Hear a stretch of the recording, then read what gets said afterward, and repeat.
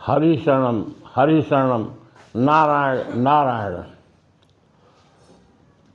मैं राजीव दीक्षित तथा आचार्य प्रशांत के द्वारा देखे गए वीडियो के आधार पर मैं भी प्रयास कर रहा हूं कि अध्यात्म जगत से संबंधित जानकारी आप लोगों को देता रहूं।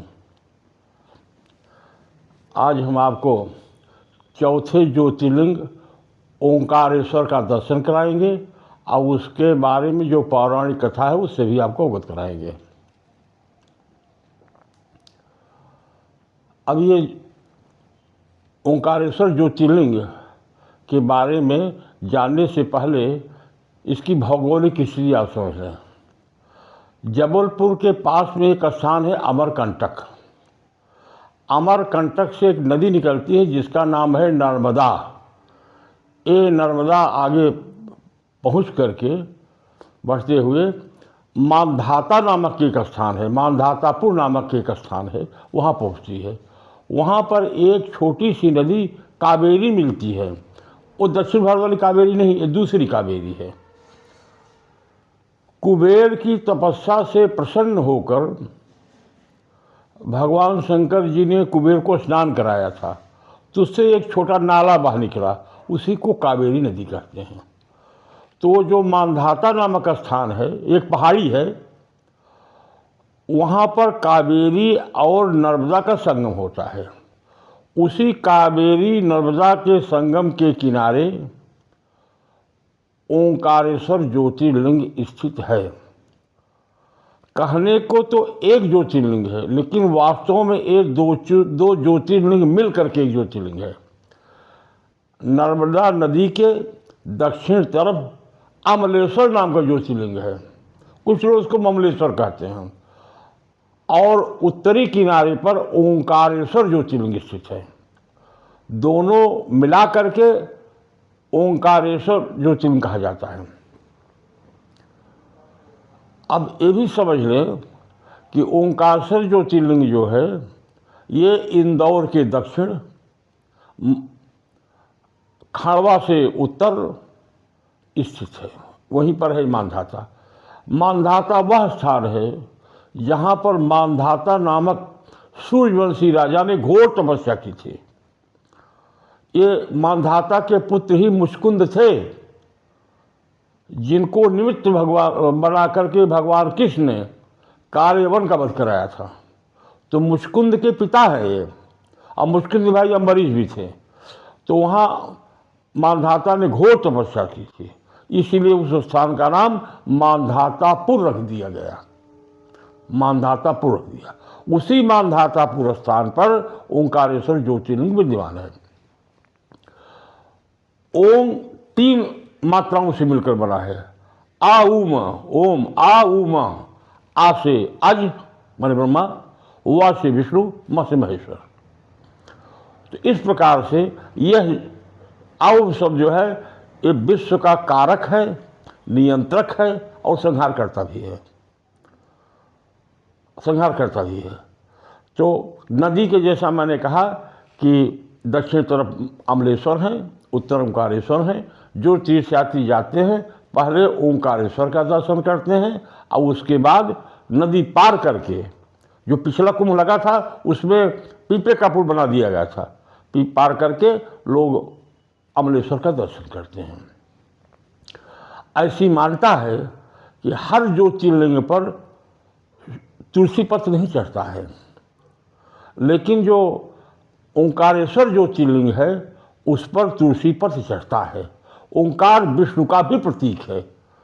मूल रूप से ओंकार में निराकार ब्रह्म, जब वो सगुण हो जाता है, भगवान हो जाता है, तो उसी को भगवान कहते हैं। इसलिए चूंकि ओंकारेश्वर विष्णु का द्योतक है, इसलिए ये मान करके कि ये विष्णु भगवान हैं, उनको तुलसी दल भी चढ़ता है। 8 अंगुल तक की प्रतिमा अगर वहाँ से लाई जाए ओंकारेश्वर से, तो उसकी स्थापना अपने घर में भी की जा सकती है और उसके प्राण प्रतिष्ठा की कोई आवश्यकता नहीं है, बशर्ते 8 अंगुल के अंदर ही का हो। तो वो ज्योतिर्लिंग मान लिया जाएगा। आपके घर में है तो ओंकारेश्वर ज्योतिर्लिंग आपके घर में है।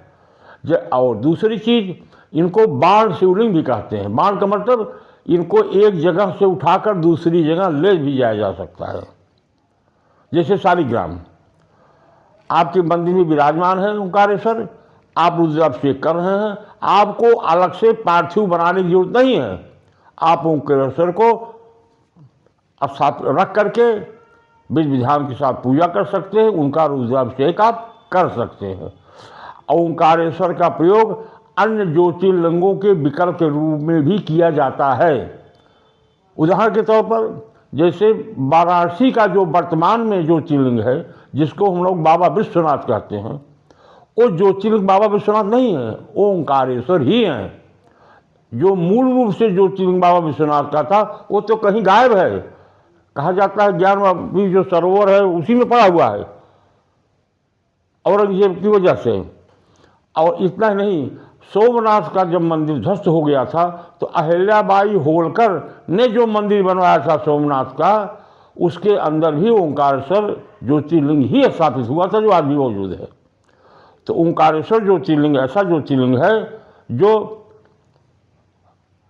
चलायमान है, कहीं भी रखो उसके प्राण प्रतिष्ठा की कोई अवस्था नहीं है।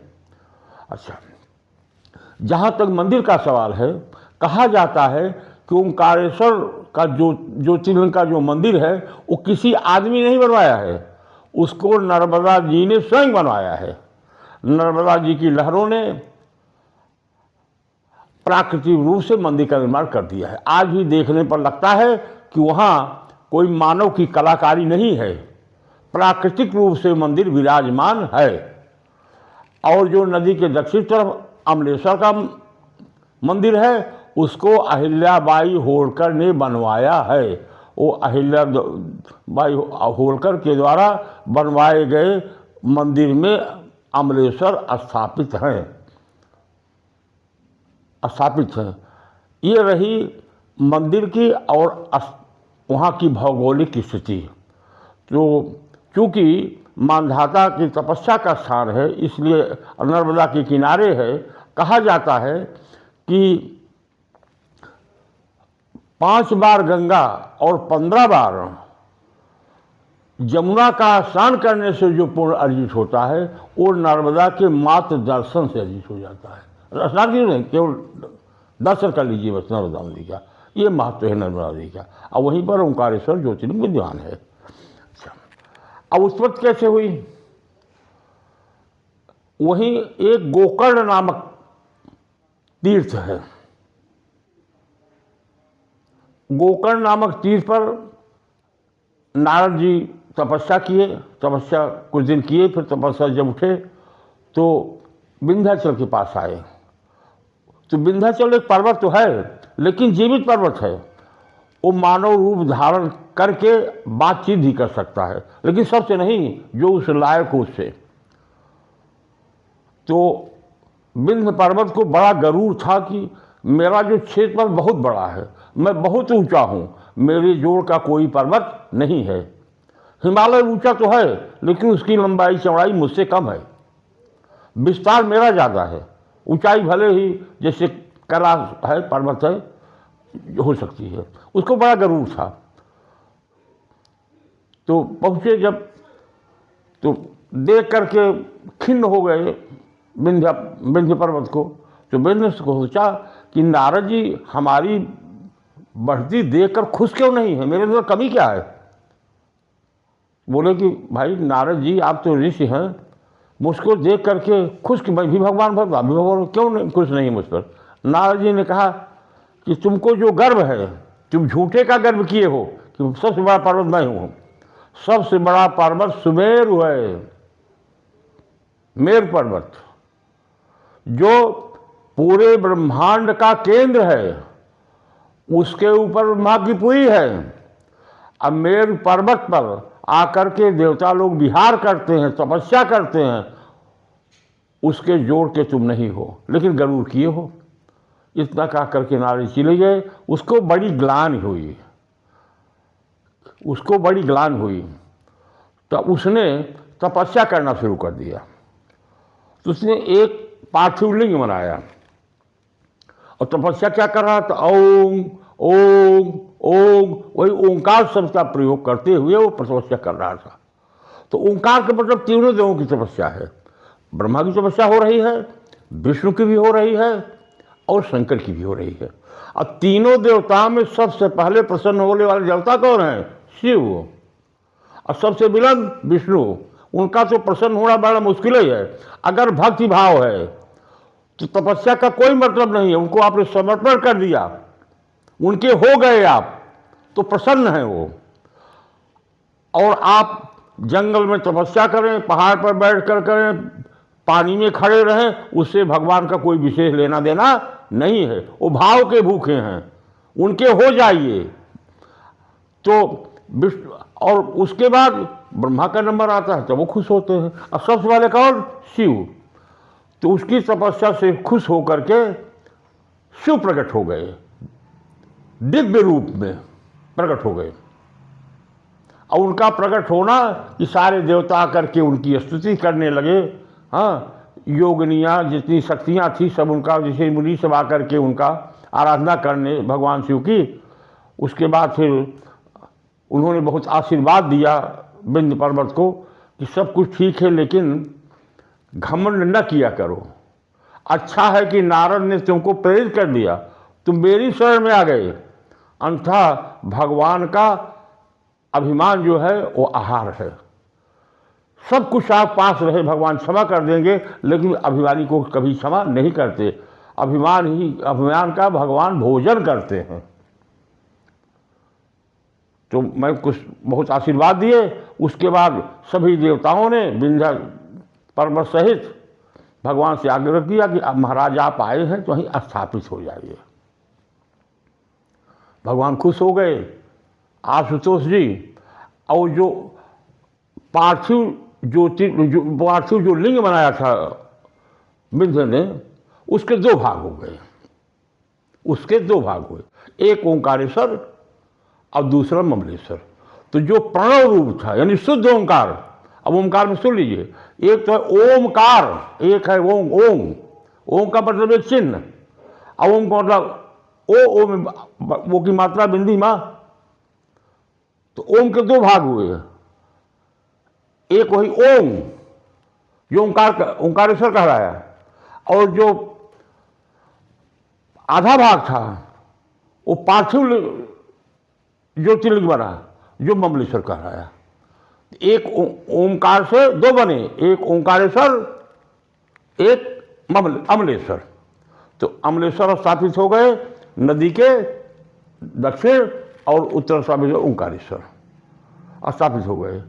तब से वहाँ पर भगवान की पूजा हो रही है, लोग वहाँ आ जा रहे हैं, और तभी से ये दोनों मंदिर विद्यमान हैं। आप जाएं तो दोनों मंदिरों का दर्शन करें, दोनों शिव की आराधना करें, नर्मदा नदी में स्नान करें, तब आपको एक करेंगे दो ज्योतिर्लिंग का, गिनती में आएगा एक ज्योतिर्लिंग। ओंकारेश्वर जो है भगवान शिव का चौथा ज्योतिर्लिंग है। इसके पहले हम आप लोगों को सोमनाथ, श्रीशैलम यानी मल्लिकार्जुन, महाकालेश्वर, त्र्यंबकेश्वर और भीमाशंकर का दर्शन करा चुके हैं, उसकी कथा बता चुके हैं। आज हम आपको ओंकारेश्वर ज्योतिर्लिंग का दर्शन कराया, और उसके साथ में जो कथानक हमारे बुद्धि और विवेक के अनुसार जानकारी में था, उसका मैंने जानकारी आपको लोग हासिल कराया। जय श्री कृष्ण, जय नारायण। अगली बार हम आपको केदारनाथ ज्योतिर्लिंग के बारे में बताएंगे।